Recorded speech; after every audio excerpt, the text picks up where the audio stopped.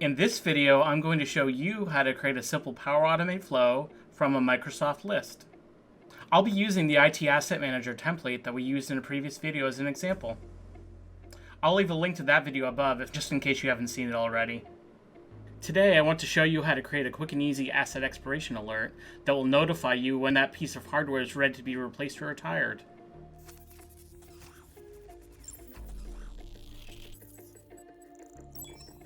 Hey everyone, it's Joe from FC Tech, a great place to find tech news, reviews, and tutorials.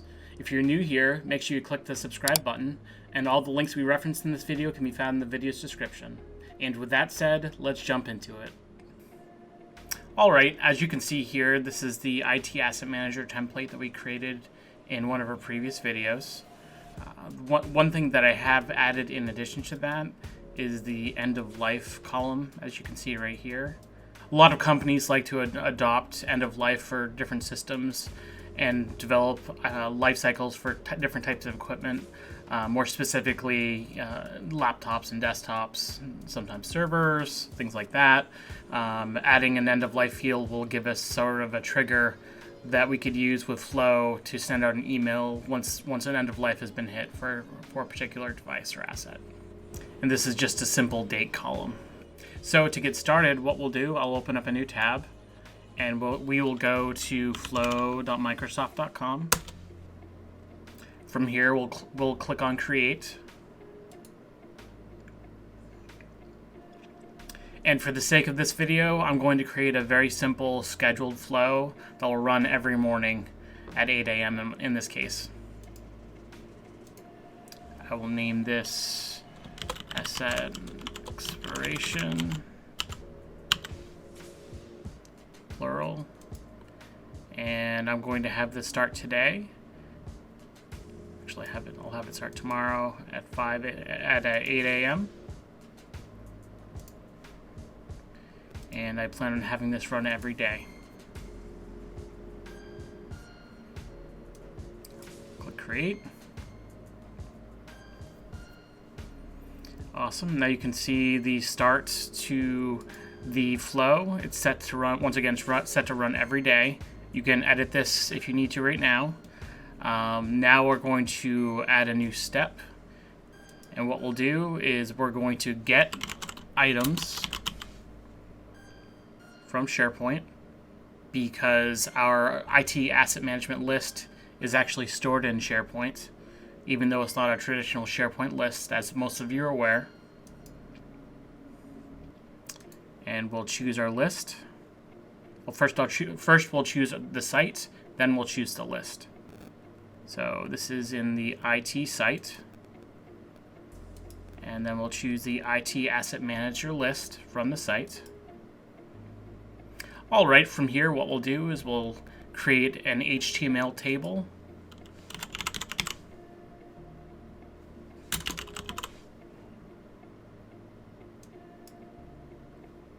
And this will be used to aggregate all the data that we gather from the get items, using get items, I should say.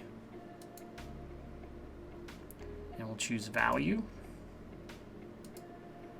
We'll expand on this, and we'll choose custom.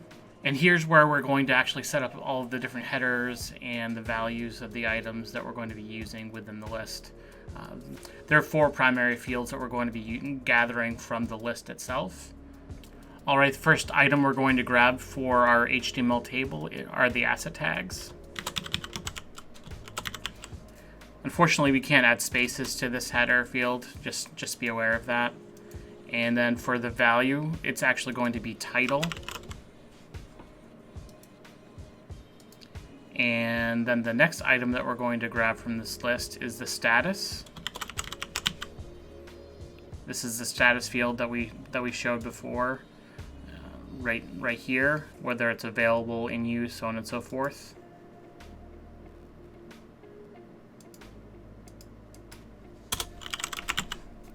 And you want to make sure that you choose the status value option. If you choose status, it's going to give you a long string of data and it won't be super helpful in an email. So choose status value.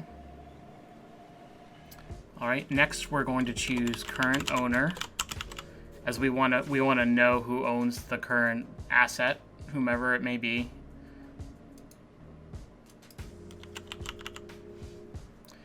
And similar to the status, we actually want to make sure we choose the current owner display name, as this will display the full name of the user who owns the device in question. And lastly, we want to display the end of life.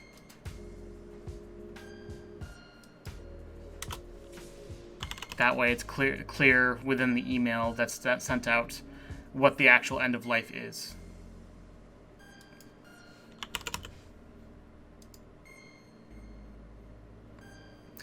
All right, and before we get too much further into this, we actually need to filter the output of our get items for this list. So what we'll do is we'll expand show advanced options, and then you'll see there's a filter query option here.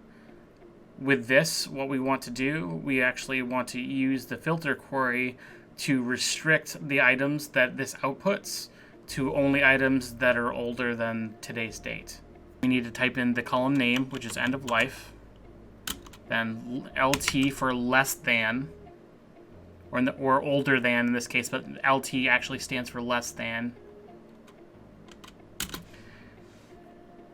And then we actually need to insert an expression for the today's date option, or in this case a function. All right, so I've grabbed my function that I'm going to be using for this. I'm using the format date function along with the UTC now, which just grabs today's date in UTC format, and then I've set it to format it with year, month, and date in that order. Once this is entered here, you can click OK. And you can see here that it says end of life less than, and then it's essentially today's date. All right, now after create HTML table, we can add a new step. And what we want to do is we want to send an email.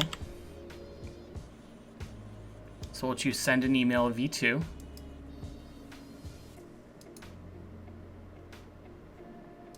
We want to specify a name. In this case, I want the email to go to me.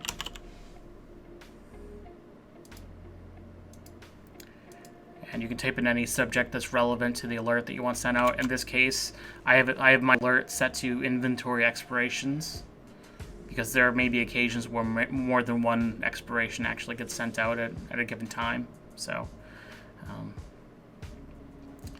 and now we can actually enter the body here. We'll start with entering, please review the attached items. I've already typed it out, so I'll just paste it here, and I'll hit enter. Then I'm going to add the output. The output actually adds the output of the create HTML table option here. I'll hit enter. And then what I'm going to do is I'm going to add some text here that lists where the items can be found, which list that they're located in for easy access. So I'll just add some text that says these expired items can be found here. And then I'm going to add a link to the list that contains all of these items. First, what I'll do is I'll grab the URL from the list. I'll come back here, and I'll click on the little link icon here. Actually, I'll hide that. Click on the little link icon here. And then I'll type IT Asset Manager. Okay, that's good. I'll click on Open Link and then click Add. All right, from here I can click Save. Once that's saved, I can click on Flow Checker just to make sure there are no issues. As you can see, there are no errors or warnings, so I'll close out. And now I can click on Test. Then I'll click on I'll perform the trigger action, then I'll click Test again. Before I actually run this flow, I'm going to pull up the IT Asset Manager list again, just to point out that there is one item with an end of life That is 10-1. It's actually 10-4 on my calendar. So I'll go back to my test. I'll click Run Flow. Then Done. As you can see, the flow ran successfully. And if you give me just a moment, I'll pull up my email and you can see the actual end result from the alert.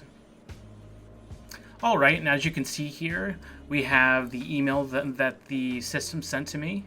I can see the asset tag and the status, the current owner, and the end of life of the system that I pointed out before with the expiration of 10-1. I also have the link to the IT Asset Manager, which I can click on right here. As you can see, it opens it up in a new tab. There it is. And that's pretty much it. Hopefully now you have a better understanding of how to set up a basic asset expiration flow with a Microsoft list. If you found this video helpful, please like, subscribe, and share. Question: what are your likes and dislikes with Microsoft lists? Let me know in the comments. As always, thanks for watching, and I'll see you again soon. Bye-bye.